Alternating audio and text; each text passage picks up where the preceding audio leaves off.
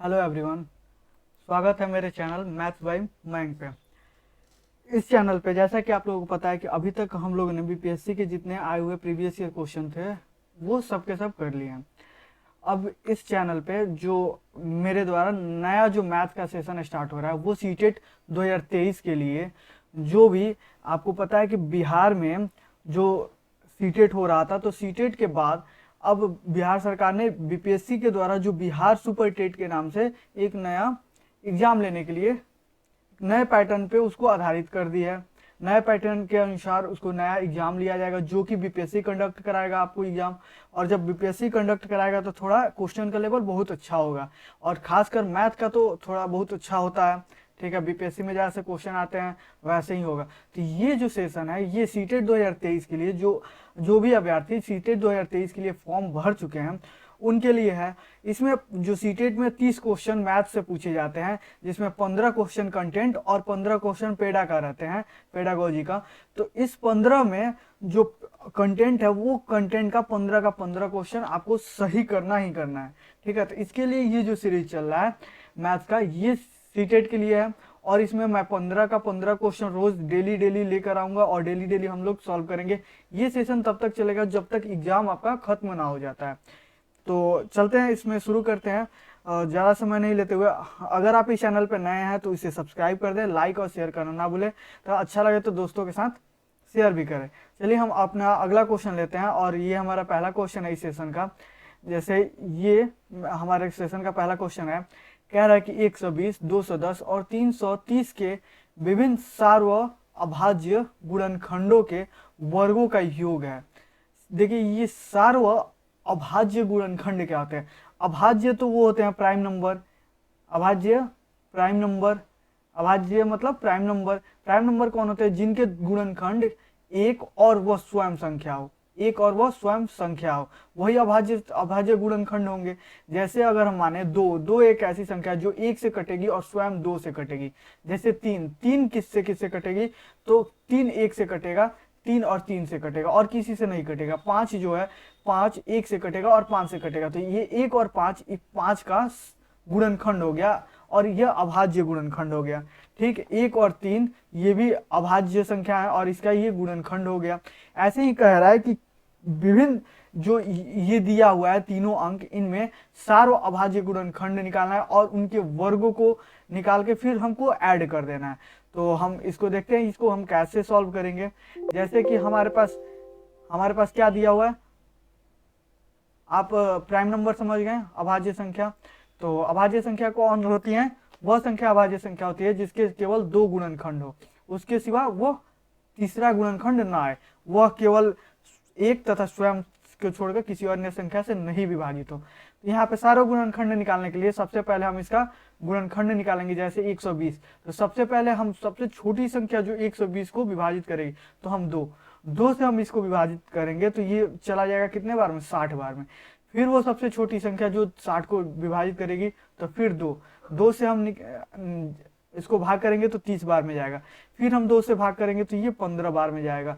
लेकिन अब यहाँ पे ये 2 से भाग नहीं होगा, तो इस 2 के बाद 3 आता है, तो 3 से ये विभाजित हो जाएगी, तो 3 से जाएगा 5, और 5 से फिर इसे एक बार में हम ले जाएंगे। इसको तब तक विभाजित करना है जब तक यहाँ पे एक ना आ जाए। ठीक है, यहाँ पे एक आ गया, इसको छोड़ देंगे। अब कह रहा है कि 210 का अगर हम गुणनखंड निकालें तो ये भी 2 से जाएगा 105 बार में, 2 से जाएगा 105 बार में। अब ये 2 से नहीं जाएगा, ये किससे जाएगा? ये 3 से जाएगा, 3 से जाएगा, 3 3 9, हाथ में लगा 1 और 5 15, 3 5 15। ठीक, अब ये फिर किससे जाएगा? ये 3 से नहीं जाएगा, 5 से जाएगा, 5 7 35। फिर ये 7 से जाएगा एक बार में, नीचे एक आ गया, हम छोड़ देंगे यहाँ पे। अब हम आते हैं 210 हो गया, 330 में जब हम इसका गुणनखंड देखेंगे तो ये भी 2 से जाएगा, 2 एकम 2, 1 2 छक 12, 1 2 5 10। ठीक, आगे हम जब इसको विभाजित करेंगे तो ये 2 से नहीं कटेगा, ये किससे कटेगा? ये 3 से कटेगा। 3 से जब ले जाएंगे, 3 5 15, 1 3 5 15। अब ये किससे कटेगा? 5 से, 11 बार में। 11 से अब ले जाएंगे तो ये एक बार में, नीचे एक आ गया, अब इसे छोड़ देंगे।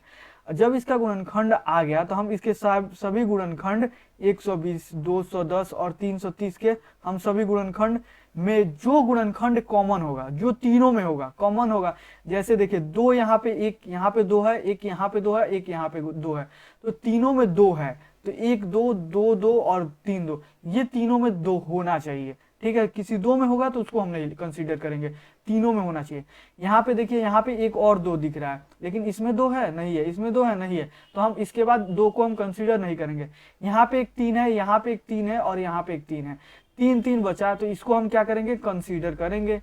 तीन, तीन और तीन, हम इसको क्या करेंगे, कंसीडर करेंगे और इसको हम लिख लेंगे। उसके बाद देखिए और कोई संख्या तो नहीं है इसमें, देखिए इसमें पाँच है, इसमें पाँच है, हाँ है पाँच, इसमें पाँच है, हाँ है पाँच, तो हम एक बार पाँच और पाँच एक बार और लिख लेंगे। जब तीनों कॉमन मिल जाते हैं तो इसको तीनों को मिला के हम एक बार लिख देते हैं, और यही हमारा जो कॉमन फैक्टर जिसे हम बोलते हैं अभाज्य गुणनखंड, सार्वभाज्य गुणनखंड, ये हो जाएंगे 2, 3 और 5। लेकिन हमसे ये नहीं पूछ रहा है सार्वभाज्य गुणनखंड कितने होंगे, ये पूछ रहा है कि इन गुणनखंडों के वर्गों का योग। इसका जब हम वर्ग करेंगे तो 2 का स्क्वायर 4 होता है, 3 का स्क्वायर करेंगे तो 3 का स्क्वायर 9 होता है, और 5 का स्क्वायर करेंगे तो 25 होता है, और इनका योग मतलब इनको जोड़ देंगे। जब इनको हम जोड़ेंगे तो 5 और 9 14, 14 4 18, 18 का 8, हाथ में लगा 1, 2 1 3 38, 38 इसका आंसर आएगा, जो कि यहाँ पे ऑप्शन में दिया हुआ है ऑप्शन 2। तो इसका आंसर क्या होगा, 38। ठीक, हम आगे बढ़ते हैं और दूसरा क्वेश्चन हम अपना लेते हैं। दूसरा क्वेश्चन हमारा क्या कह रहा है, ये हमारा दूसरा क्वेश्चन, 2 नंबर क्वेश्चन क्या कह रहा है कि यदि 9 अंक की संख्या, ये जो संख्या ये 9 अंक की है, 72 से विभाज्य है, तो 3x 2y प्लस 2y का मान क्या होगा। यहाँ पे एक x है, यहाँ पे x है, इस x का मान और इस y का मान हमको निकालना है। कह रहा है 72 से विभाज्य होना चाहिए। अच्छा, 72 से अगर हम विभाज्य होने की सबसे अपर कंडीशन देखें कि सबसे बड़ी संख्या कौन है, जो दो संख्या जो 72 का गुणनखंड हो सकती है। अगर दो बड़ी संख्या देखें तो एक 8 और एक 9, एक 8 एक 9, ये दोनों संख्या ऐसी है जो 72, दोनों का मल्टीप्लाई कितना होगा 72। अगर ये दोनों संख्याओं से अगर ये पूरी की पूरी संख्या कट जाए तो वो 72 से भी कट जाएगी। ये तो कंफर्म है ना कि अगर 8 और 9 से ये दोनों ये पूरे 9 अंक की जो संख्या है वो 8 से भी कटे और 9 से भी कटे तो वो पूरी की पूरी संख्या भाग लग जाएगी। ठीक, तो जब हम ये पूरी की पूरी संख्या जब भाग लग जाएगी तो हम देखते हैं कि यहाँ पे पहले 8 से देखते हैं, 8 से विभाज्यता का नियम क्या कहता है। अब विभाज्यता के नियम जिसको नहीं पता है यहाँ जान लें कि 8 से विभाज्यता का नियम कहता है कि जो इकाई का अंक है, जो दहाई का अंक है और जो सैकड़ा का अंक है, मतलब कि लास्ट का 3 डिजिट, यूनिट डिजिट, टेंस और 100, वंस, टेंस और 100, ये जो है 7, यहाँ पे क्या है, ये जो है 7, 8 और y, तो 7, 8 और y को जब 8 डिवाइड कर देगा तब ये 8 से पूरी संख्या डिवाइड हो जाएगी। तो 7, 8 और y को जब हम डिवाइड करेंगे, 7, 8 और y को जब हम 8 से डिवाइड करेंगे तो 8 9 जा 72, कितना आ जाएगा 6 आ जाएगा। यहाँ पे कौन सी ऐसी संख्या y यहाँ पे उतरेगा ना, तो ऐसी कौन सी संख्या y की जगह पे रखें जो 8 इसको डिवाइड कर दे। अगर 8 के टेबल में 6 जो आता है, मतलब 60 के बीच में एक 64 ही ऐसी संख्या है जो 8 से डिवाइड हो जाएगी, यानी कि यहाँ पे y की जगह पे हम क्या रखेंगे, y की जगह पे हम 4 रख देंगे। जब हम y की जगह पे हम 4 रख देंगे तो हमारी संख्या क्या हो जाएगी, हमारी संख्या हो जाएगी 985x, ठीक है, 3 6 7 8 और 4। ठीक, अब जब 4 रख देंगे तो अब कौन सी संख्या से हमको देखना है, तो अब 9 से देखना है कि 9 से ये संख्या पूर्णतः विभाजित होनी चाहिए। 9 से विभाज्यता का नियम क्या कहता है, 9 से विभाज्यता का नियम कहता है कि जो अंक है उन अंकों का योग, इनके अंकों का योग कितना होना चाहिए, तो अंकों का योग इन सबको अगर जोड़े और वह संख्या 9 से विभाजित हो जाएगी। अगर सबको हम जोड़ने पर जेड आ रहा है और जेड 9 से विभाजित हो जा रही है तो ये पूरी की पूरी संख्या 9 से विभाजित हो जाएगी। तो सबसे पहले हम देखेंगे 9, 9 8 17, 17 5 22, 17 5 22, ये x को छोड़ देंगे, 22 और 3 25, 25 6 31, 31 7 38, 38 8 46 और 46 4 52। कितना आया हमारा 52। हमारे पास कितना आ गया, हमारे पास आया 52। तो अब हम क्या करेंगे, इस 52 को 52 प्लस एक्स क्या हम जोड़ें जो 9 इसको विभाजित कर देगा। तो हम 52 को x में जोड़ने पर हम 9 से जब डिवाइड करेंगे तो हमारे पास क्या x की जगह पे हम क्या ले सकते हैं, ये हमको देखना है।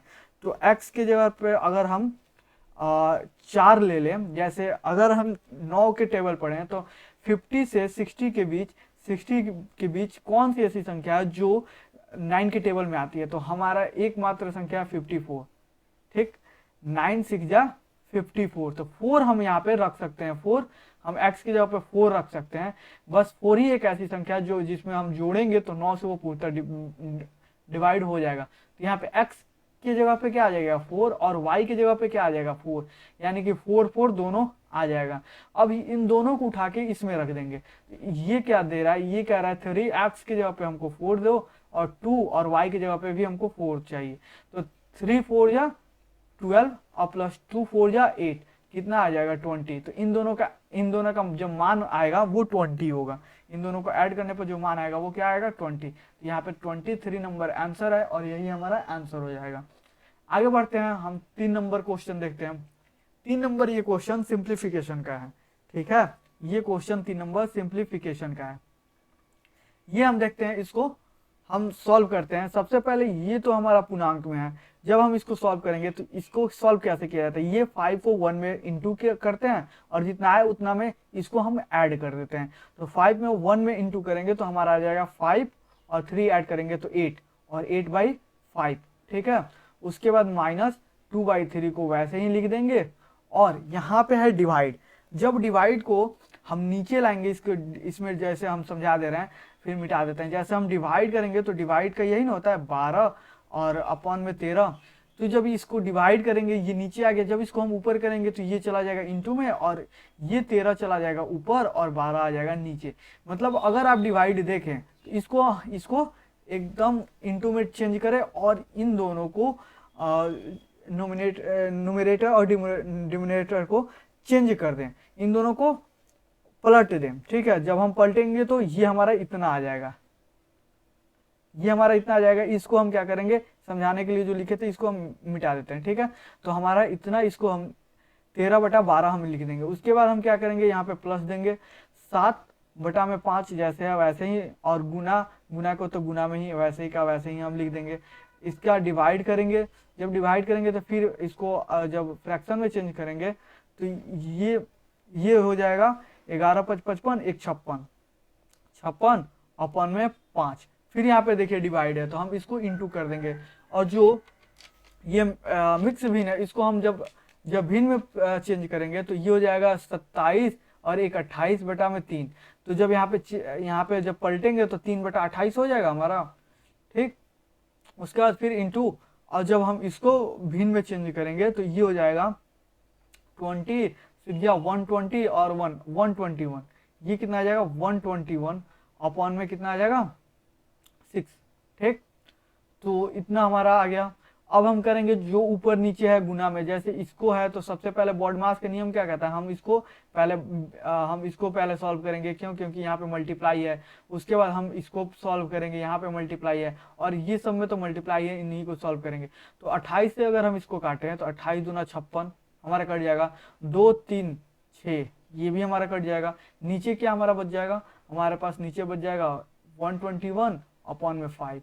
और ऊपर क्या होगा, ऊपर का देखें, ऊपर जब हम इनमें भाग देंगे तो ये 2 से कट चला जाएगा 6 बार में।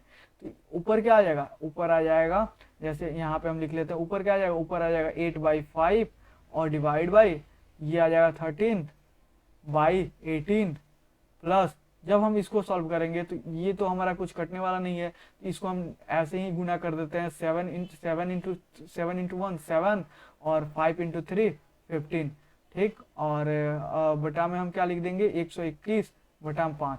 जब हम इसमें देखें, इसमें क्या है, ये वाला प्लस में है और ये वाला प्लस में है, इसके आगे क्या है, इसके आगे भी प्लस है, इसके आगे प्लस है। तो पहले इन दोनों को हम जोड़ देंगे, उसके बाद इसको हम घटाएंगे।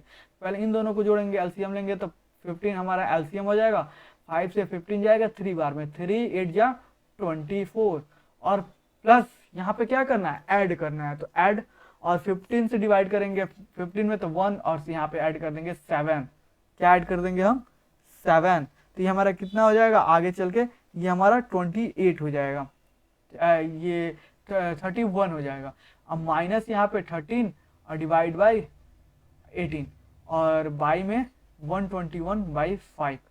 अब इन दोनों को डिवाइड करना है, ये तो दोनों मिलकर 31 हो गए, तो यहाँ पे क्या लिख देंगे 31 अपॉन में 15। जब इन दोनों का हम एलसीएम लेंगे 15 और 18 का एलसीएम लेंगे तो 15 18 का एलसीएम क्या होता है 90, 15 और 18, ठीक है। तो जब हम 15 से 90 में जब डिवाइड करेंगे तो हमारा कितने बार में जाएगा 6 बार में, और जब 31 में हम 6 से डिवाइड मल्टीप्लाई करेंगे तो हो जाएगा 6 और 6 1 8, ठीक है 186, यहाँ पे हमारा ये हो जाएगा। जब 186 हो जाएगा और माइनस का माइनस जब 18 से 90 में डिवाइड करेंगे तो 5 बार में जाएगा, और 13 5 जा 65, मतलब 13 5 65, और ये जब डिवाइड में है तो इंटू में जाएगा तो ये हो जाएगा 5 पलट जाएगा और 5/21।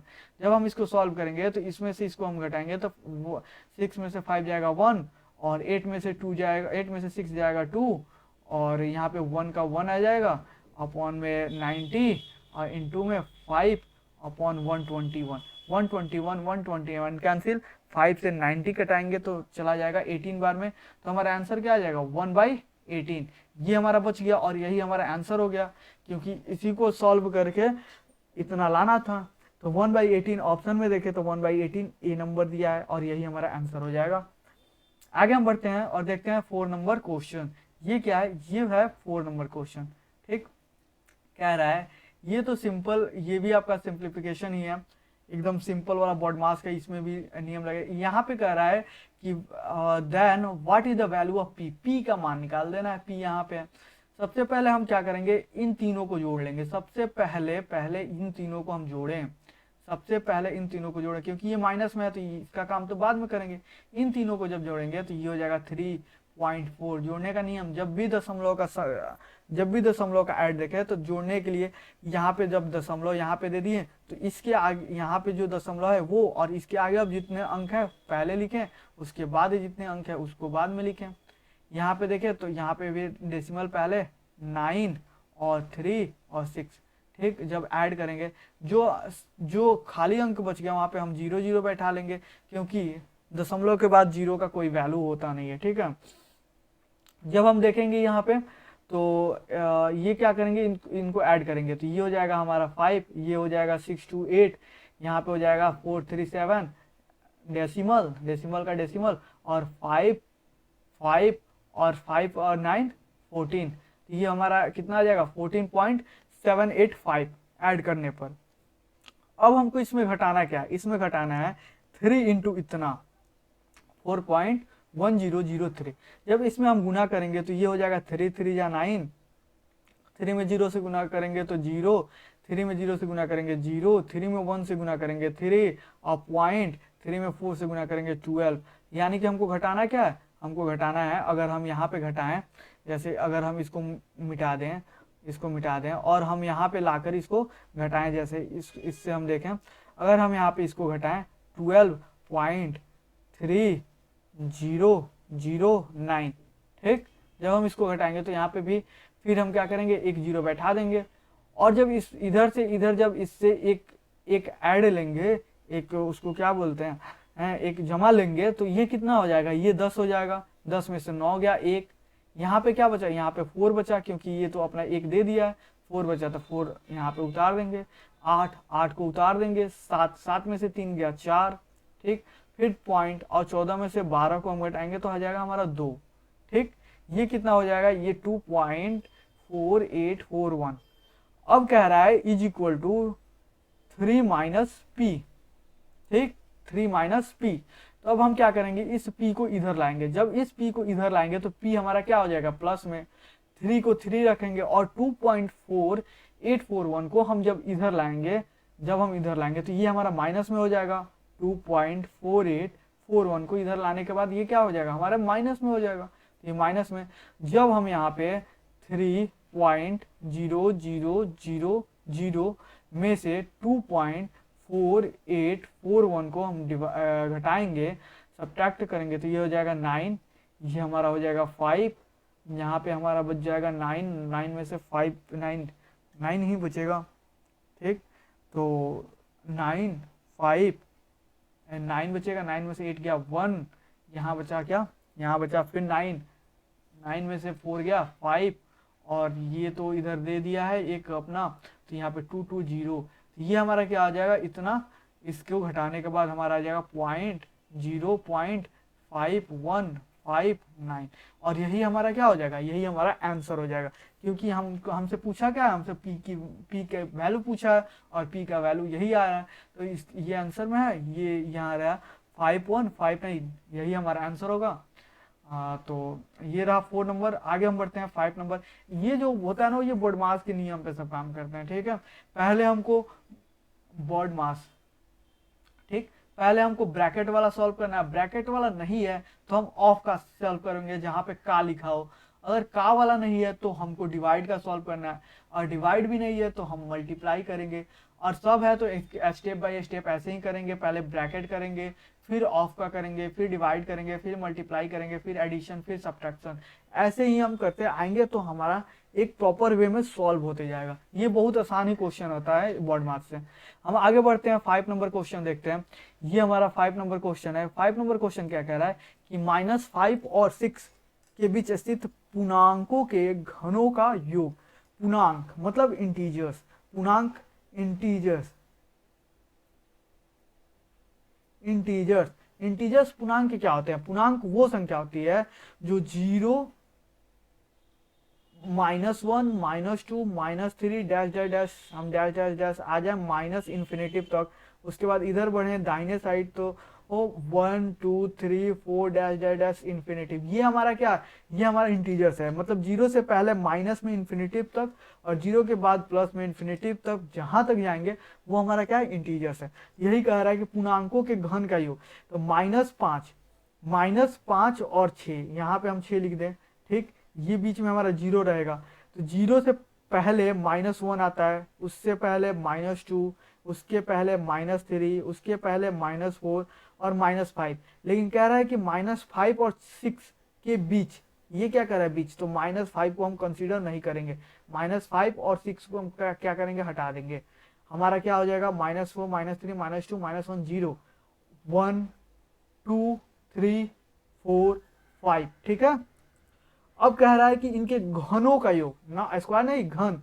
घन क्या होंगे, क्यूब, क्यूब, क्यूब, सबका क्या करेंगे हम, क्यूब। क्यूब जब करना शुरू करेंगे तो इनका हम क्यूब करके आपस में जोड़ देंगे। क्यूब हो गया। जब क्यूब करेंगे, 4 का क्यूब करेंगे तो 64 हो जाएगा।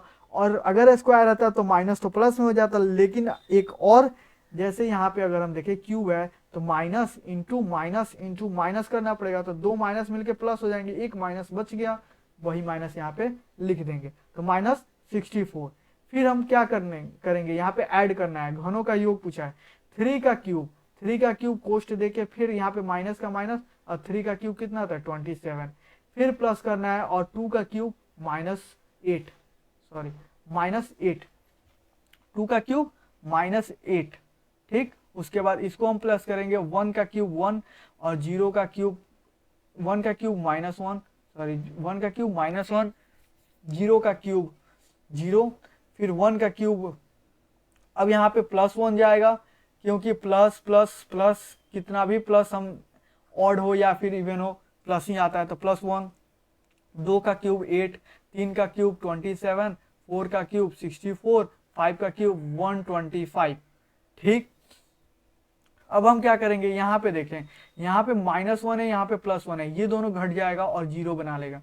यहाँ पे -8 है, यहाँ पे 8 है, ये भी दोनों घट के 0 बना लेगा। ये -27 है, ये +27 है, 0 हो गया।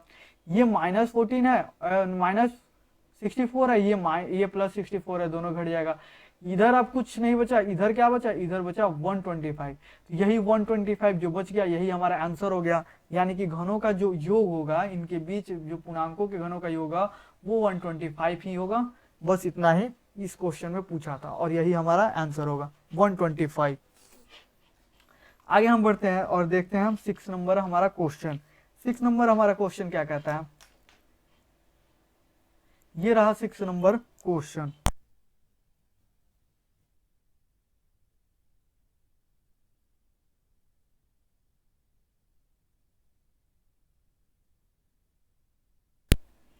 ये हमारा कितना नंबर क्वेश्चन है, तो ये हमारा 6 नंबर क्वेश्चन है। 6 नंबर क्वेश्चन बढ़ने से पहले ये क्या कह रहा है, ये कह रहा है इसके बढ़ने से पहले एक चीज हम सीख लेते हैं। जैसे यहाँ पे दिया है 10 का पावर -7, ठीक है। तो जब भी अगर 10 का पावर 7 दिया है तो इसका मतलब हुआ है 10 पर 6 जीरो, 1 2 3 4 5 6। 7 है तो मतलब एक पे ऐसे, यानी अगर 7 है, पावर 7 है तो एक पे 7 जीरो, 2 4 6 1 7। अगर 10 का पावर 2 है तो एक पर 2 जीरो। अगर 10 का पावर 3 है तो एक पर 3 जीरो, एक पर, 10 पे नहीं, एक पे। 10 का पावर 4 है तो एक पर 4 जीरो, ठीक है। ऐसे ही, लेकिन अगर वही चीज कह रहा है कि 10 के पावर -2 है तो हम क्या करेंगे, जब -2 आ जाएगा तो हम क्या करेंगे, हम करेंगे कि एक में जो 10 का पावर -2 है, सबसे पहले हम इसको करेंगे कि एक पर कितना जीरो होगा, 2 जीरो होगा। लेकिन ये दिया किस में है, माइनस में दे दिया है। तो माइनस में जब दे दिया है तो ये हमारा किस में, नीचे हर में चला जाएगा और ऊपर हमारा 1 हो जाएगा। यानी कि अगर हम 10 का पावर -3 करें तो हम उसको क्या लिख सकते हैं, 1/1 2 3, 1 पर 3 जीरो। अगर हम 10 का पावर -7 लिखें तो हम क्या लिखेंगे, 1/10 का 1 पर 7 जीरो, 1 2 3 4 5 6 और 7 जीरो, यही हम लिखेंगे। तो यही यहाँ पे कह रहा है कि के इंटू 10 का पावर -7, यानी कि 10 का पावर -7 एक पर कितना जीरो, 7 जीरो, 3 4 5 6 और 1 7, कितना जीरो, 7 जीरो, और ऊपर क्या रहेगा, 1 रहेगा। ठीक, इसको ये आप समझ गए हैं, इसको हम मिटा दें, ठीक, कोई दिक्कत नहीं, इसको हम मिटा देते हैं। अगर कोई परेशानी है तो आप वीडियो को दोबारा प्ले कर सकते हैं, प्ले करके देख लीजिएगा। ये यूट्यूब पे ही रहने वाला है, ठीक है, इसको हटने वाला नहीं है। जब तक एग्जाम नहीं होता है सीटेट या बीपीएससी सीटेट भी जब तक क्लियर नहीं होता है, जब तक एग्जाम नहीं होता है तब तक ये सेशन चलेगा, ठीक, 15-15 का सेशन चलते रहेगा। अब हम यहाँ पे देखते हैं, यहाँ पे ये क्या कह रहा है, यहाँ पे कह रहा है के इंटू इतना। जब के इंटू इतना और के का मान, then the value of k/5 का मान पूछा है। तो सबसे पहले अगर हम के का मान निकालें तो जब ये इंटू में इधर डिवाइड में है तो इधर जाएगा तो क्या हो जाएगा, इधर इंटू में हो जाएगा। 0.000 कितना है, 2 2 4 1 5 जीरो है, 0.00050 हो गया, 1275 यही हमारा दिया है। जब इसको हम इधर भेजेंगे तो ये हमारा इंटू में हो जाएगा, 1 का पर 7 जीरो, 2 4 6 1 7, 1 पे 7 जीरो। और जब दशमलव को हम हटाएंगे तो दशमलव को जब हटाते हैं तो हमारा क्या बच जाता है, हमारा बच जाएगा 0 पॉइंट।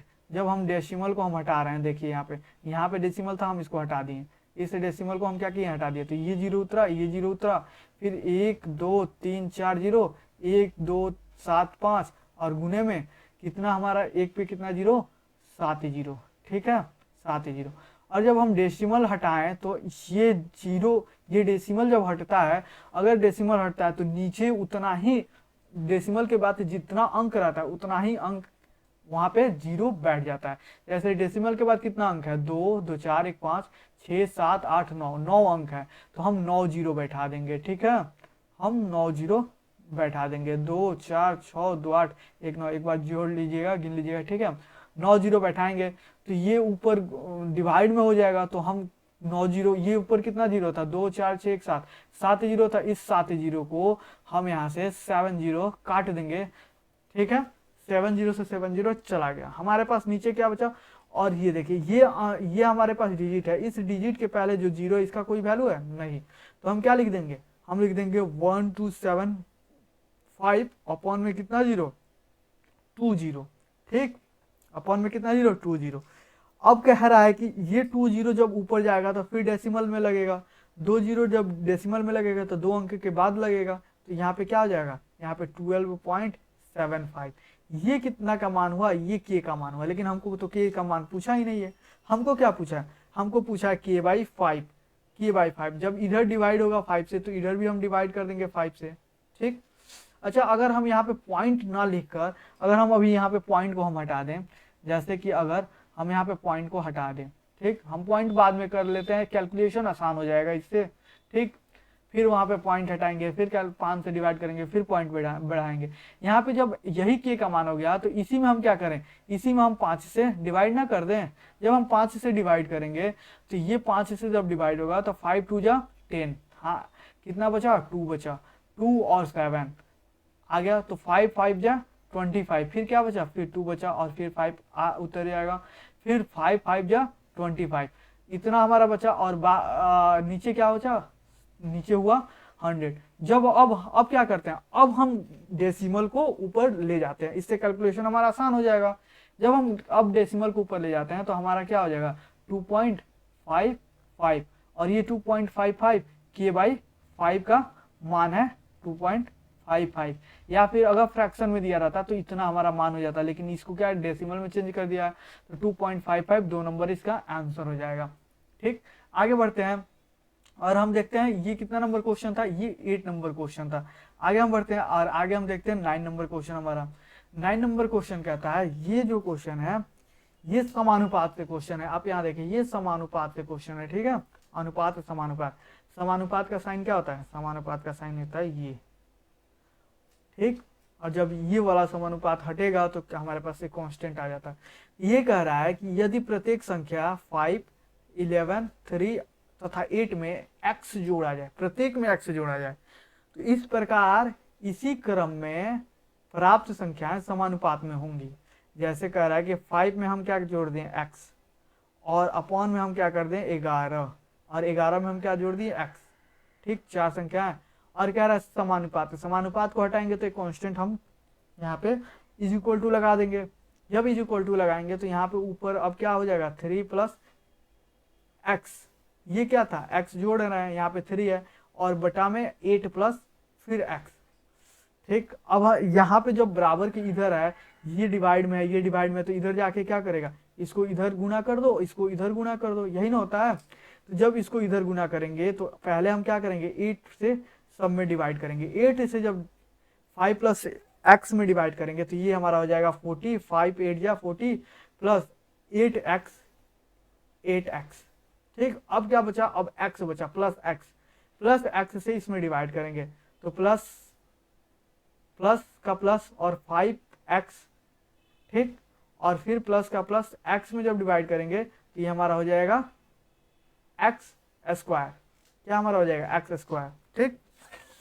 अब हम करेंगे यहाँ पे इज इक्वल टू हो गया। अब 11 + x से 3 + x में डिवाइड करेंगे, तो सबसे पहले हम क्या करेंगे, 11 से डिवाइड करेंगे, 11 3 जा 33 प्लस 11x प्लस x है, प्लस x, तो प्लस x से जब 3 में मल्टीप्लाई करेंगे तो आ जाएगा प्लस 3x, और प्लस x से प्लस 5x में डिवाइड करेंगे तो हमारा मल्टीप्लाई करेंगे तो क्या आ जाएगा, x²।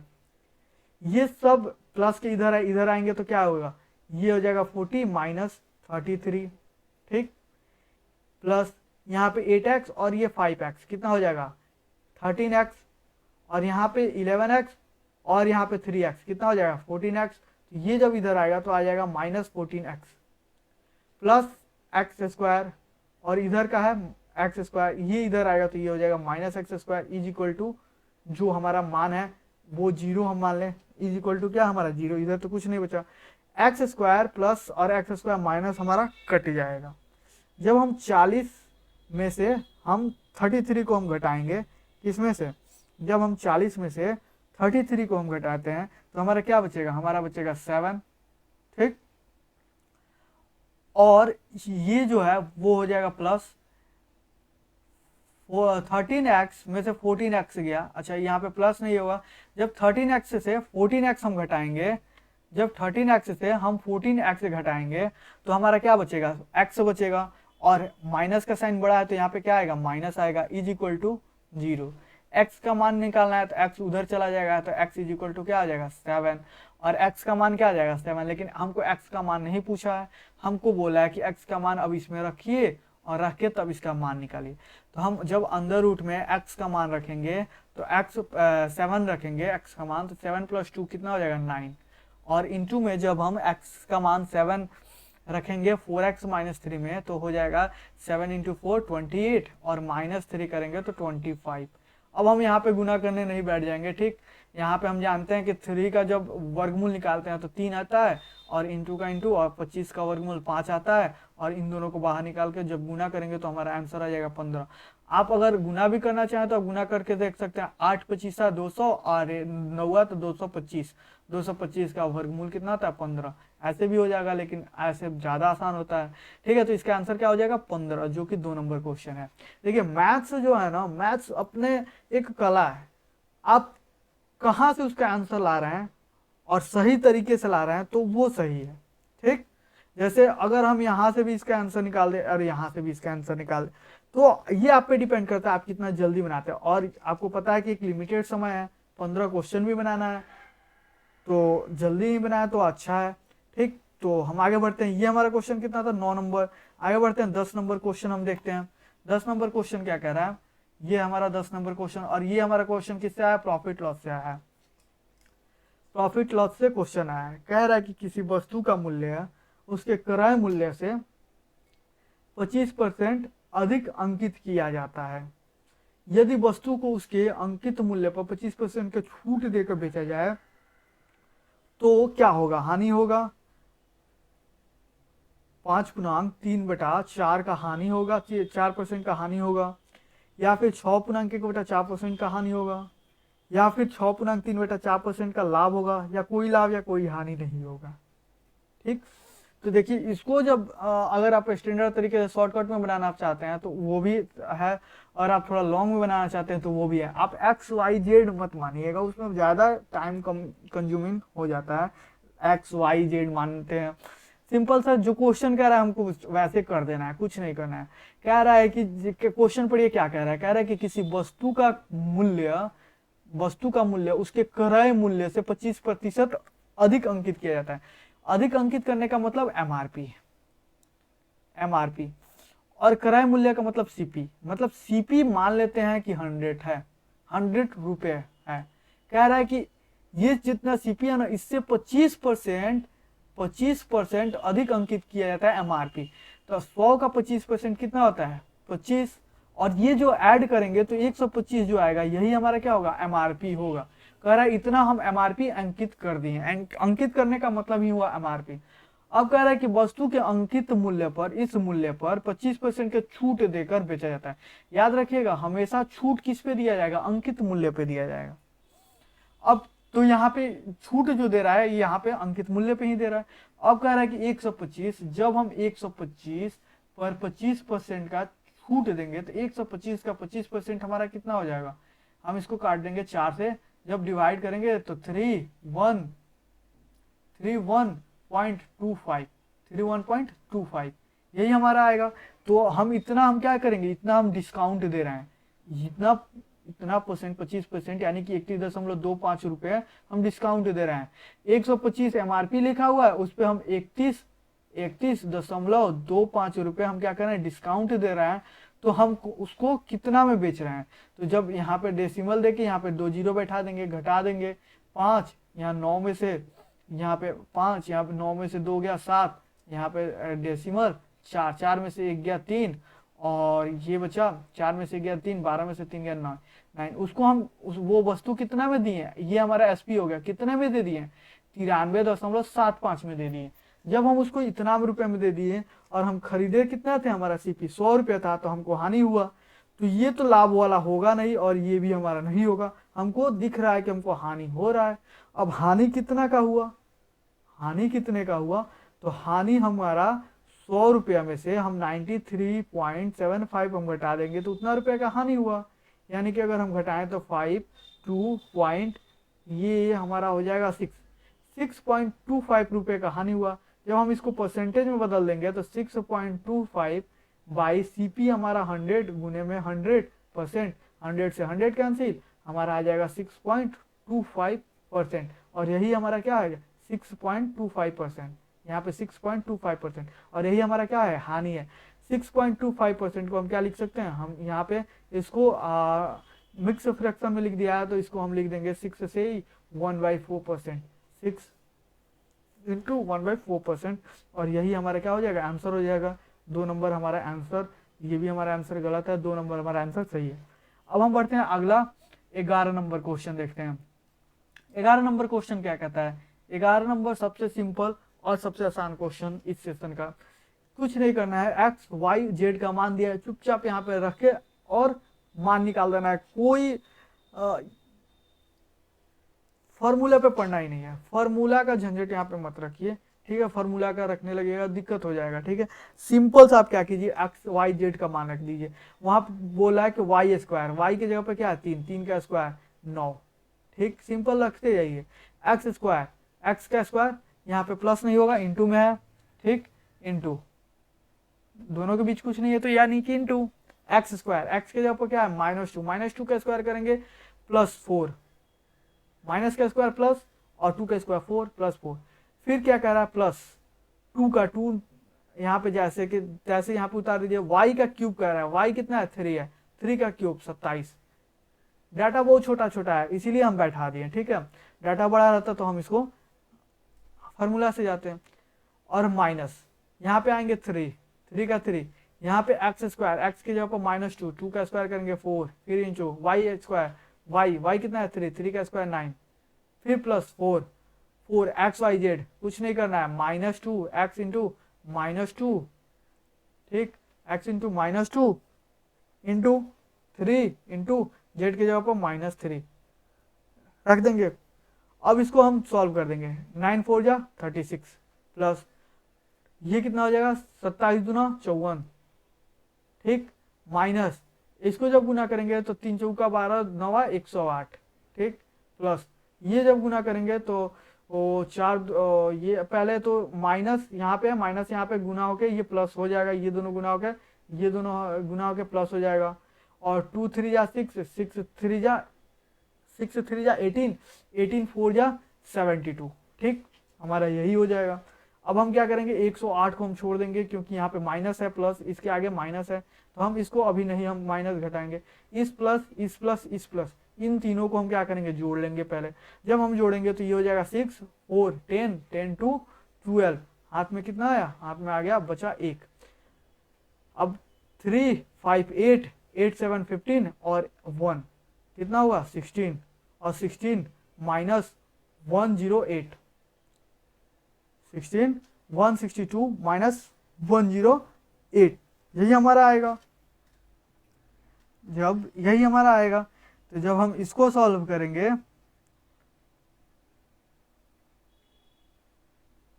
जब हम इसको सॉल्व करेंगे तो हमारा कितना आ जाएगा, घटा देंगे। यहाँ पे एक इधर से एक इससे मांगेंगे कि भैया हमको एक दे दो क्योंकि हम तो घटा पा नहीं रहे हैं। तो जब हम मांगेंगे तो ये हो जाएगा 12, और 12 में से 8 जाएगा,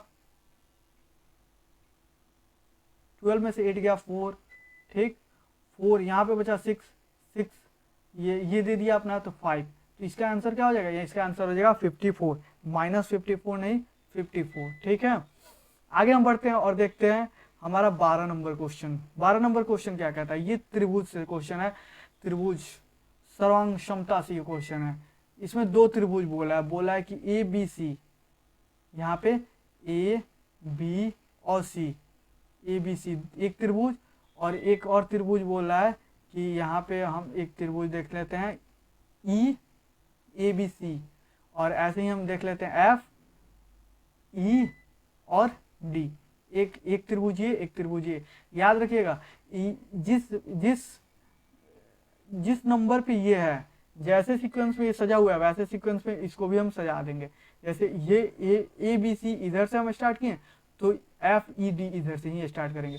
अब हम कहेंगे जब सर्वांग क्षमता होता है तो सर्वांग क्षमता में क्या होता है, इसमें होता है कि ये भुजा इसके इक्वल, ये भुजा इसके इक्वल, ये भुजा इसके इक्वल, ये कोण इसके इक्वल, ये कोण इसके इक्वल, और ये कोण इसके इक्वल होगा। ठीक है, तो यहाँ पे क्या कह रहा है, यहाँ पे कह रहा है कि ए बी डी ई के बराबर है। जो ए बी भुजा है वो डी ई के बराबर है, नहीं, ए बी डी ई के बराबर नहीं होगा, ए बी एफ ई का बराबर होगा। तो ये हमारा आंसर गलत है। दूसरा ऑप्शन कह रहा है कि बी सी एफ ई के बराबर है, बी सी एफ ई के बराबर है, नहीं, ये भी गलत है। बी सी आपका ई डी के बराबर है, ये भी गलत है। तीसरा ऑप्शन कह रहा है कि एंगल बी एंगल ई के बराबर है, एंगल बी एंगल ई के बराबर है, हाँ ये तो ठीक है, एंगल बी एंगल ई के बराबर है। चौथा देख लेते हैं, एंगल सी एंगल एफ के बराबर है, एंगल सी एंगल एफ दोनों अलग है, एंगल सी एंगल डी के बराबर है। तो यहाँ पे ये भी गलत है। तो बचा क्या हमारे पास, हमारे पास 3 नंबर ऑप्शन बचा, जो कि 3 नंबर ऑप्शन सही है। आगे बढ़ते हैं 30 नंबर क्वेश्चन। 30 नंबर क्वेश्चन क्या कहता है, यहाँ पे 30 नंबर क्वेश्चन, ये भी त्रिभुज से क्वेश्चन है। इसमें क्या कह रहा है, इसमें कह रहा है कि 30 नंबर क्वेश्चन देखते हैं। एक त्रिभुज है, एक त्रिभुज है ABC, ठीक, ए बी और सी, जिसमें बी जो है वो 90 डिग्री है। AC आपका 169 दिया है, 169 सेंटीमीटर। BC हमारा क्या दिया है, BC 120 सेंटीमीटर। हमको AB की लंबाई निकाल देनी है। तो इसका ये जो होता है त्रिभुज, जो कोण होता है समकोण, समकोण के आगे वाला जो भुजा होता है उसे हम कर्ण कहते हैं। जो न्यून कोण होता है, न्यून कोण के सामने वाले भुजा को हम क्या कहते हैं, ये सामने वाला भुजा हमारा क्या होता है, ये हमारा आधार होता है। और जो बच गया वो हमारा क्या होगा, लंब होगा। तो अगर हम देखें पाइथागोरस प्रमेय से कि जो कर्ण का स्क्वायर होता है, कर्ण का स्क्वायर होता है वो लंब के स्क्वायर और प्लस आधार के स्क्वायर के बराबर होता है। ठीक, और जब यहां से हम कर्ण निकालेंगे तो हमारा क्या हो जाएगा, कर्ण निकालेंगे तो ये अंदर रूट में चला जाएगा, जो अंदर रूट लंब स्क्वायर और प्लस आधार स्क्वायर, यही ना होता है हमारा। तो ये, और यहाँ पे लेकिन हमारे पास ये हमारा पाइथागोरस प्रमेय है, ये कर्ण के लिए है। लेकिन जब हम यहाँ से लंब निकालेंगे, यहाँ से हम क्या करेंगे, लंब निकालेंगे।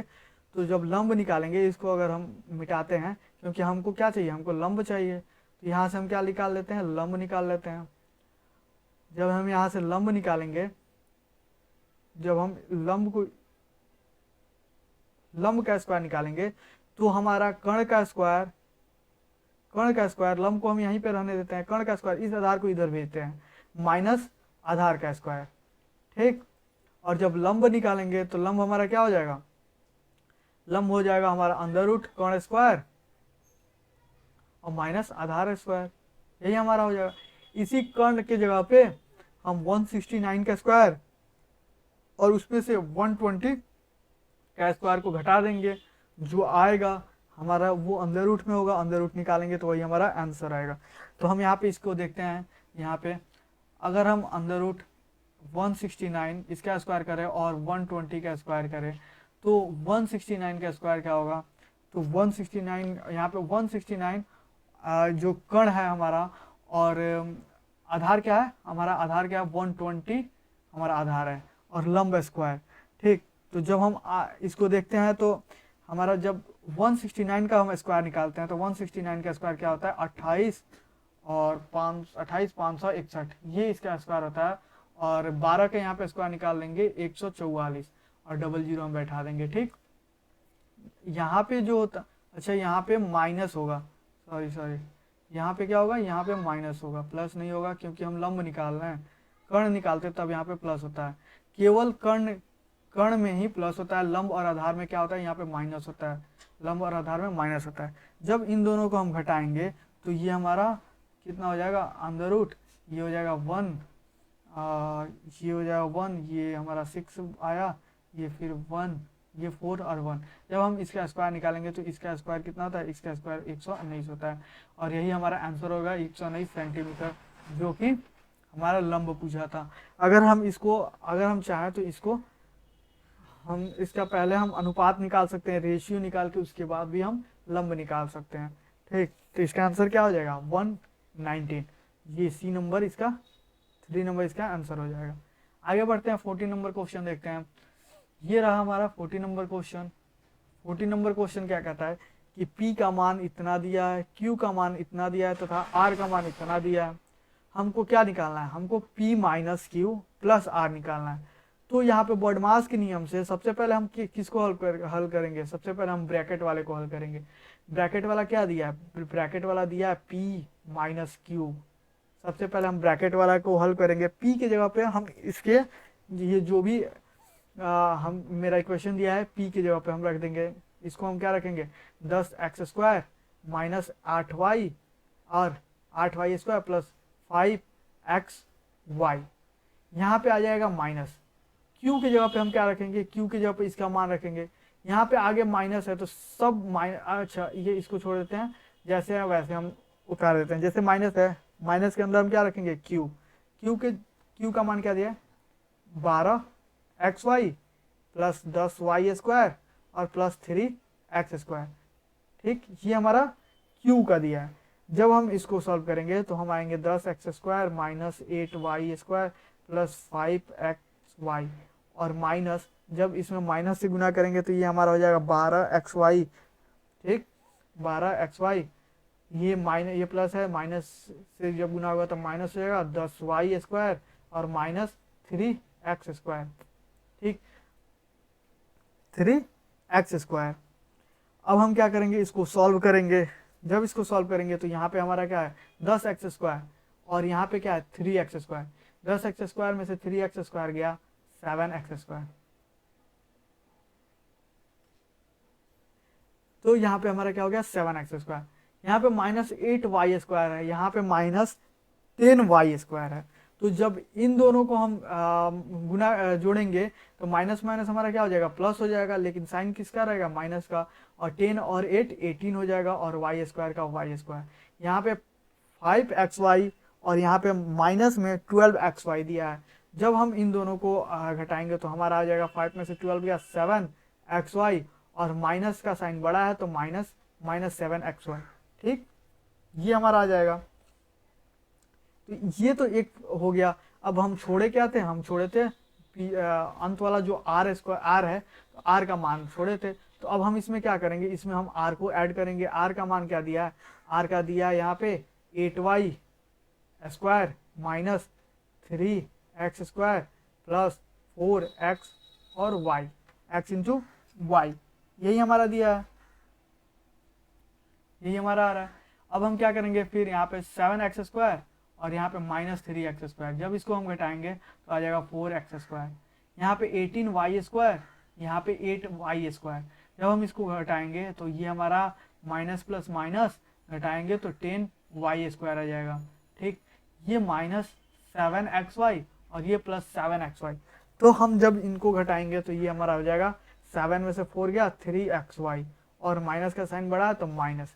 तो हमारा क्या आ जाएगा, हमारा आ जाएगा 4x²। ऑप्शन देखिए, ऑप्शन कोई मिल रहा है, 4x², इसमें भी है, इसमें भी, इसमें भी है, सब में है। माइनस 10y², माइनस 10y² इसमें है, इसमें है, और दोनों में इसमें नहीं है, इसको हम काट देते हैं, इसमें नहीं है तो इसको हम काट देते हैं। इन दोनों में अब हमको देखना है। और अब क्या है, माइनस 3xy, माइनस 3xy यहाँ पे है, यहाँ पे नहीं है तो इसको काट देंगे, यही हमारा ऑप्शन होगा, यही हमारा आंसर होगा। तो 14 का आंसर क्या होगा, 2 नंबर। लास्ट क्वेश्चन है 15 नंबर क्वेश्चन। 15 नंबर हम क्वेश्चन देखते हैं। ये 14 नंबर नहीं था, ये 12 नंबर क्वेश्चन था। अच्छा, ये क्वेश्चन हम कहीं गड़बड़ कर दिए हैं। ठीक है, जैसे ये 5 नंबर, ये हमारा 6 नंबर, तो यहाँ पे 8 नंबर लिख दिए हैं। ये हमारा 6 नंबर है। आगे बढ़ें, ये हमारा 7 नंबर है। आगे बढ़ें, ये हमारा 8 नंबर है।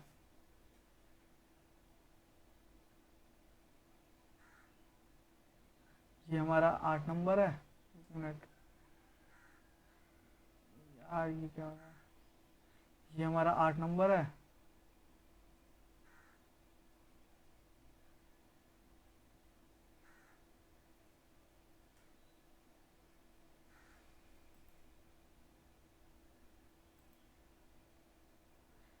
ये हमारा 9 नंबर हो गया। ये हमारा 9 नंबर हो गया। ये हमारा 10 नंबर हो गया। ये हमारा 11 नंबर हो गया। ये 13 नहीं है, 11 है। ये 12, ये 13, ये कितना नंबर है, ये 13 नंबर है। ठीक है, हम आगे बढ़ते हैं और ये त्रिभुज से क्वेश्चन है, बहुत अच्छा क्वेश्चन है। यहाँ पे दे रखा है हमको कि एक त्रिभुज है, एक क्या है, एक त्रिभुज है। यहाँ पे एक त्रिभुज बना लेते हैं। एक त्रिभुज है ए बी और सी, कह रहा है कि ए बी सी में, अच्छा हम इसको ड्रॉ कर लें। एक त्रिभुज हम क्या करते हैं, ड्रॉ करते हैं।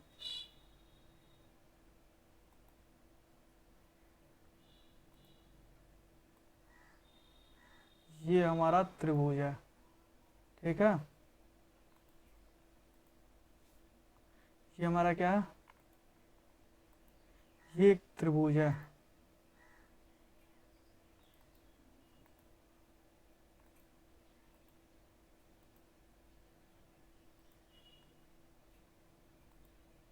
ये हमारा हो गया त्रिभुज। इसमें क्या कह रहा है, इसमें कह रहा है कि ये ए, ये बी और ये सी है। ठीक, ए जो है, ए का मान दिया दे रखा है हमको 2x माइनस 5, बी का मान हमको दे रखा है 5x और प्लस 5, और सी का मान यहाँ पे दे रखा है 3x प्लस 50।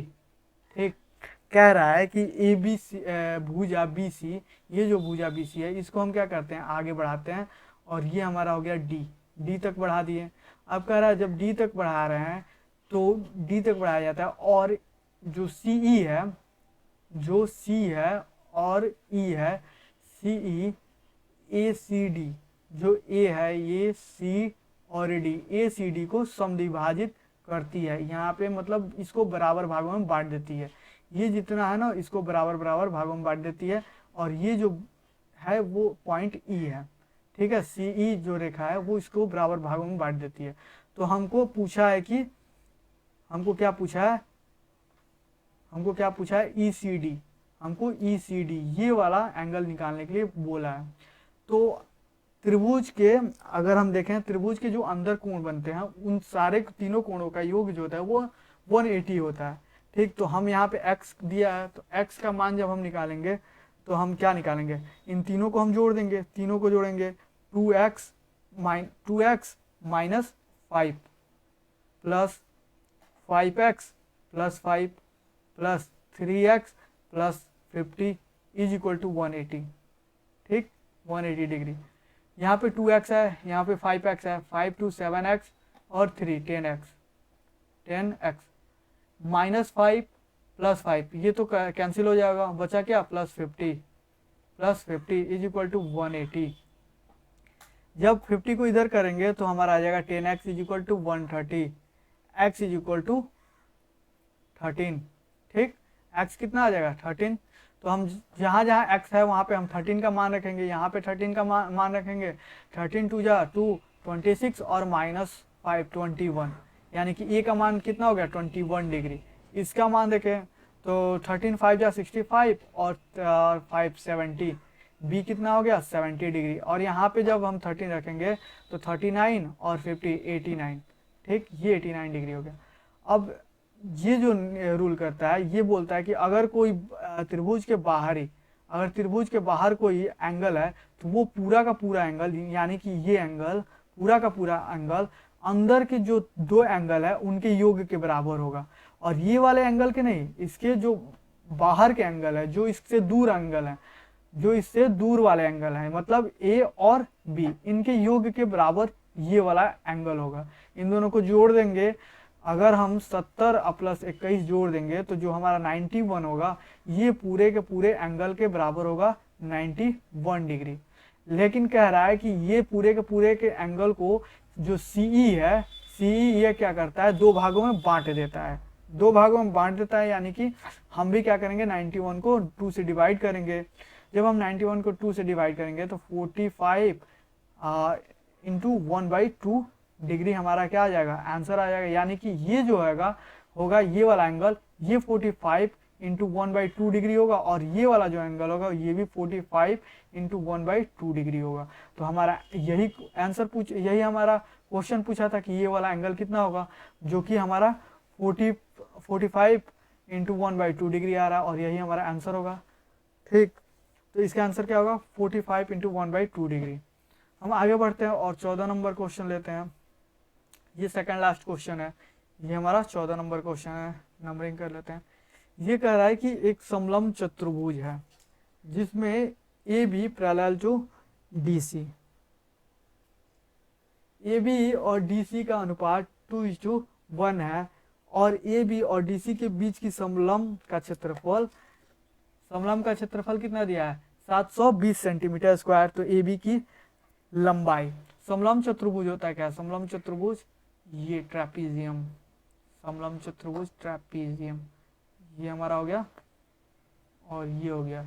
समलंब चतुर्भुज की प्रॉपर्टी क्या होती है कि जो आमने सामने की भुजा होगी ना, बस दो ही जोड़ा भुजा, ये जोड़ा जो भुजा होगी ये समानांतर होंगी और बाकी दो भुजाएं होंगी नो ये तिर्यक होंगी। ये दोनों भुजा क्या होंगी, तिर्यक होंगी, मतलब इनको काटती होंगी, इन भुजाओं को क्या करेंगी, काटती होंगी।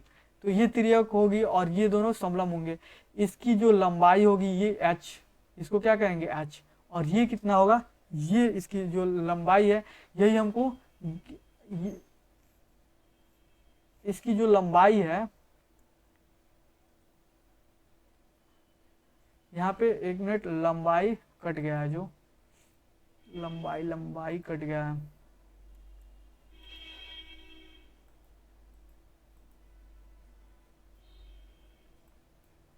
अगर हम इसको थोड़ा छोटा कर दें तो हमारा आ जाएगा, ये क्वेश्चन में थोड़ा कट गया था, ठीक है, इसको मैनेज कर लीजिएगा। तो ये कह रहा है कि जो इसकी लंबाई है,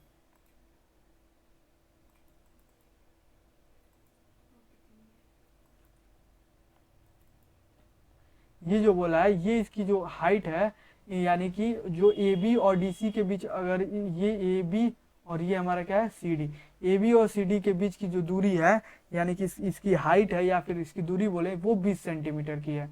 और ए बी और जो डी सी है इसका अनुपात दिया हुआ है। दरअसल ये गलत बन गया थोड़ा, अगर हम इसको ए बी और इसको सी डी बोल दें तो चलेगा, ठीक। तो इसकी जो लंबाई क्या है वो 20 सेंटीमीटर है और ए बी 2 है, तो डी सी क्या है, डी सी 1 है।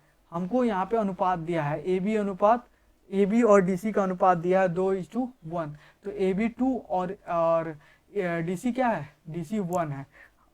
अगर हम मान लेते हैं कि इनकी जो लंबाई है, इनकी जो लंबाई है ए बी और डी सी की, अगर डी सी की लंबाई हम 1x मान लेते हैं और ए बी की लंबाई हम 2x मान लेते हैं, तो हमारा समलंब का क्षेत्रफल क्या होता है, समलंब चतुर्भुज का क्षेत्रफल क्या होता है, तो समलंब चतुर्भुज का क्षेत्रफल होता है 1/2 इंटू में जो समानांतर भुजाएं हैं, मतलब ए बी और डी सी समानांतर भुजाओं का योग, समानांतर भुजाओं का योग, समानांतर भुजाओं का योग, और गुणे इनके बीच की जो दूरी होगी, बीच की दूरी, यहाँ पे बीच की दूरी, यही इसका फॉर्मूला होता है समलंब चतुर्भुज का। तो इस पे हम बैठा देंगे जो भी है 1/2 समानांतर भुजाओं का योग, समानांतर भुजाओं का योग कितना है 1x और 2x। जब 1x और 2x हम बैठाएंगे तो ये दोनों को जोड़ेंगे तो ये हमारा कितना हो जाएगा 3x, और जब ये 3x हो जाएंगे तो इनके बीच की दूरी कितनी हो जाएगी, इनके बीच की दूरी कितनी हो जाएगी 20 सेंटीमीटर, इनके बीच की दूरी कितनी हो जाएगी 20 सेंटीमीटर। क्षेत्रफल हमारा कितना दिया है, क्षेत्रफल की जगह पर 720 सेंटीमीटर, ठीक। जब इसको हम सॉल्व करेंगे तो हमारा क्या आ जाएगा, ये हो जाएगा 720 इज इक्वल टू 3 में जब 20 से गुना करेंगे तो हमारा आ जाएगा 60 और x 60x/2, ठीक। 2 से इसको हम काट देंगे, हो जाएगा 3। यहाँ पे x का मान हमारे पास निकल जाएगा 720/30, 0 से 0 कैंसिल, और जब हम 3 से काटेंगे तो ये हमारा हो जाएगा कितना बार में 14, नहीं 14 नहीं होगा 24 होगा, 24 कितना बार में जाएगा 24 सेंटीमीटर या 24 यूनिट ये आ जाएगा, क्योंकि हम x माने थे, तो 24 हमारा क्या आ जाएगा 24 यूनिट, 24 यूनिट। और जब इस 24 को हम ले जाके यहाँ पे हम जब रख देंगे जब हम इस 24 को ले जाके यहाँ पे रख देंगे तो हमारा डीसी की लंबाई क्या आ जाएगी 1 इंटू 24 यानी कि 24 सेंटीमीटर। और जब यहाँ पे ए बी की लंबाई हम निकालेंगे तो ए बी की लंबाई 2 into 24 is equal to 48 centimetre. तो यही हमसे पूछा था क्या ए बी की लंबाई, तो ए बी की लंबाई कितनी आ गई 48 सेंटीमीटर, जो कि ऑप्शन नंबर 3 में दिया हुआ है। आगे बढ़ते हैं, लास्ट क्वेश्चन है। तो लास्ट क्वेश्चन हम देखते हैं 15 नंबर क्वेश्चन। ये हमारा कितना नंबर क्वेश्चन है, ये हमारा 15 नंबर क्वेश्चन है। कह रहा है कि एक लंबवृत्तीय बेलन का आयतन 7392 सेंटीमीटर क्यूब, मतलब 7392 सेंटीमीटर क्यूब है, और इसकी ऊंचाई कितनी है, इसकी ऊंचाई 12 सेंटीमीटर है, और बेलन का आधार का क्षेत्रफल हमको ज्ञात करना है। कह रहा है कि बेलन के आधार का क्षेत्रफल सेंटीमीटर में कितना होगा। ठीक, हमको बेलन का आयतन दिया है, तो आयतन का फॉर्मूला क्या होता है, आयतन को V से दिखाते हैं, वॉल्यूम। आयतन का फॉर्मूला क्या होता है, अगर हम एक बेलन देखें, ये हमारा बेलन हो गया, लंबवृत्तीय बेलन है। अगर इस बेलन में हम आयतन देखें तो आयतन क्या होता है, इसमें कितना कोई चीज रखे तो वो कितना भर लेगा अपने अंदर, वही आयतन होगा। तो आयतन का फॉर्मूला क्या होता है, आयतन का फॉर्मूला होता है पाई आर स्क्वायर एच। आयतन का फॉर्मूला क्या होता है, पाई आर स्क्वायर एच। ठीक, और यहाँ पे हमारे पास पाई का मान दिया है 22/7। आयतन हमको पता ही है, आर हमको नहीं पता है, निकालना है, और ऊंचाई हमको पता ही है। तो जब हम आर निकालेंगे तो आयतन कितना दिया है 7392, पाई का मान हमारे पास कितना है 22/7, इंटू में आर स्क्वायर, आर को आर स्क्वायर की जगह पर आर स्क्वायर ही लिख देंगे, एच हमारा दिया है 12 सेंटीमीटर। ठीक, जब हम यहाँ से आर स्क्वायर निकालेंगे तो ये 7 इसमें क्या हो जाएगा, इसमें मल्टीप्लाई हो जाएगा 7392, ठीक, इंटू 7, और डिवाइड में इधर क्या आ जाएगा 22 इंटू 12। ठीक, जब हम इसको अगर 11 से इसको हम डिवाइड करते हैं तो 11 6 66 आ गया 7 और 9, 11 7 जा 77 आ गया 2, 11 2 जा 2 22 कट जाएगा, ये काटेंगे, ये 2 से कट जाएगा। ठीक, अब फिर हम क्या करते हैं, फिर हम इसको 2 से काट देते हैं, 2 3 जा 6, 2 3 जा फिर 6 1 2 6 जा इतना। 12 से अगर हम इसको काटना चाहें तो 12 2 जा 24, 12 2 जा